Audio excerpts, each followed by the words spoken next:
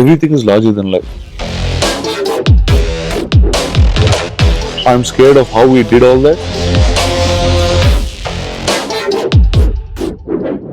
3 more days to go. So what's going through your mind? You very nervous? What is it? Naturally, see, there'll be nervous, there is excitement, there is lots of other things. It's 3 years after putting in so much of time and effort into a film like this.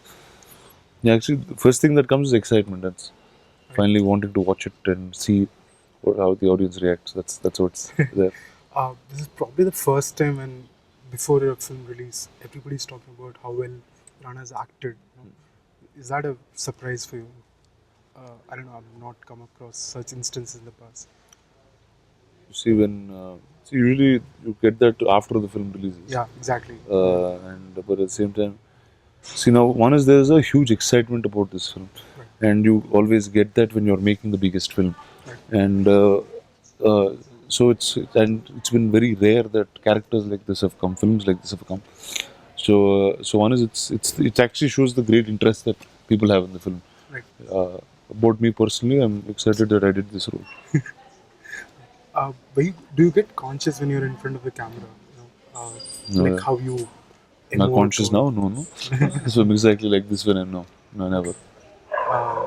did you have to go through a specific training to get into that character itself? In the first One place? is, see, there was obviously when Rajmouli told me the script and he gave a narration, and after that when he gave the script he also gave a couple of pages which is actually a character sketch, a journey of how Valal Deva has grown up as a child, how his childhood was, how his relationship with his siblings are, how he started changing when he understood what power is, how he believes that this is the right, and then what his life is.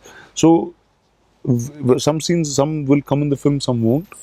But to me, it was a clear understanding of the journey of this man. Okay. So it was very easy for me to adapt to any scene that I was doing and move forward. Because you knew the backstory. Because I of knew it. the backstory and very clearly I knew it. Right. In one of his recent interviews, Rajamouli was saying that your characters is such that you don't talk much, just a lot Yeah. of smiling. Yeah.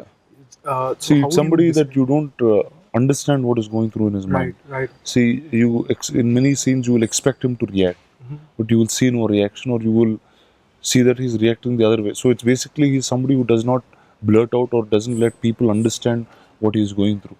He's that very calm, very composed, very righteous guy in every which way. Right. And but then things he does is obviously far bigger, and obviously for the greater goal he stays this way.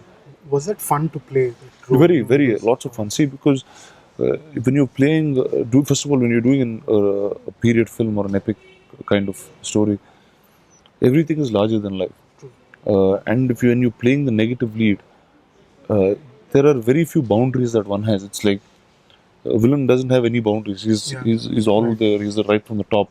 Right. He's not bound by anything. So that was a very exciting thing to do as an actor, and shades of how he is young and when he's old, Right. before he's king and after he's king. I mean the transformation is quite remarkable in terms of how they've written the character. So it's that way. Yeah, it was a lot of fun. The film must have taken a toll on you both emotionally and physically.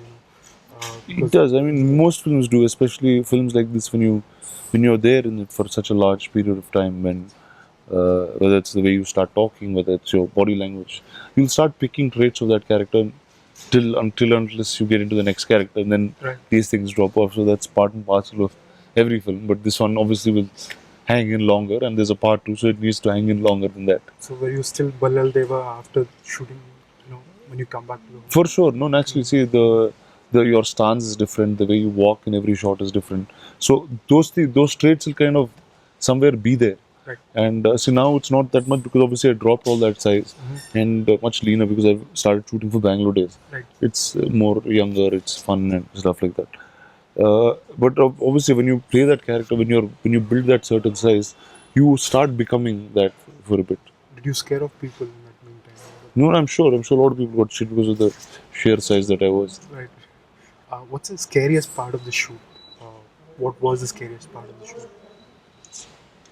Nothing actually. I was never scared. I mean, today to think of it, I'm scared of how we did all that. Uh-huh. But when I was at shoot, it was never. I mean, it was just excitement. See, like today, if I just in an earlier interview, I was saying, when we shot that war for about 120 days. Right. We're shooting with 3,000 people Right. every single day, which is a great, a mammoth task. Right. With the sense of injuries, this, that, they were all so high. I mean, risks were so high, but we just dared and just went and did it. So it's, I mean, today I'm very scared of. I'm like, wow, that's done. But at that time, no, it was only excitement that drove us forward. If given a chance, would you relive all those dates? I'd love to. I'm looking forward to starting to shoot part two. Right. I know that you're very passionate about cinema, but you're working with somebody like Rajmouli, who's probably even more passionate about the kind of work he does. So, did that rub on to you, or did Naturally, I your- mean, he's a very nice man first, but obviously he's a very fine filmmaker that I don't have to say. Right. His films speak a load of it. His passion for cinema, his keenness to learn, his attention to detail, all of these are things obviously I kept observing, and I worked very closely with him in these 3 years. Right. So there is definitely an understanding of cinema more than what I did Right. with this man here. Right. So yeah, there's a lot of experience that I take back from this film. In a lot of interviews, people said that you were their main source of energy, on the set. Like, so what is it that exactly you did? No, on no. the I set mean, there? see, when you're on a set, which is where everything's very difficult to do, it's very, very expensive, and many people make mistakes because all of us are doing this for the first time. Right. So, but then when you just keep it in a lively, in a jovial, in a friendly environment, mistakes don't look like mistakes. Okay. Like if your friend does a mistake, you'll pardon it, and it won't. Sometimes it doesn't even look like a mistake. But when you don't get along with that person, then it just starts Right. getting out of thing. But so, and also I like the energy to be like that Right. around me, and also with this film, see, the producers of the film are my friends, they're my neighbors. Rajmouli and their family, obviously, because of working for so long, we became very close. Anushka I've always known, and she's been a very dear friend. Prabhas I met in this film, and then we became very, very close in this process. So ultimately, we were all there for that one big cause, Right. and we actually grew together as a family. Right. So, any specific instances that you can recall? Not specific. I mean, every day was like that. Right. Every day was like I used to keep it going that way. In terms of sheer filmmaking, was there anything which really surprised you? Oh, even this is possible. Like, were there any such instances? Lots of them. I mean, the way things have been put together, especially in the episode of the war, was I was quite stunned with how Peter choreographed some things, and he almost engineered a few different kinds of ropes and wires and kind of invented them for this film. Okay. So he was really there were a lot of innovative things that kind of happened in this film. Right. One last question. Your grandfather passed away earlier this year. Yes.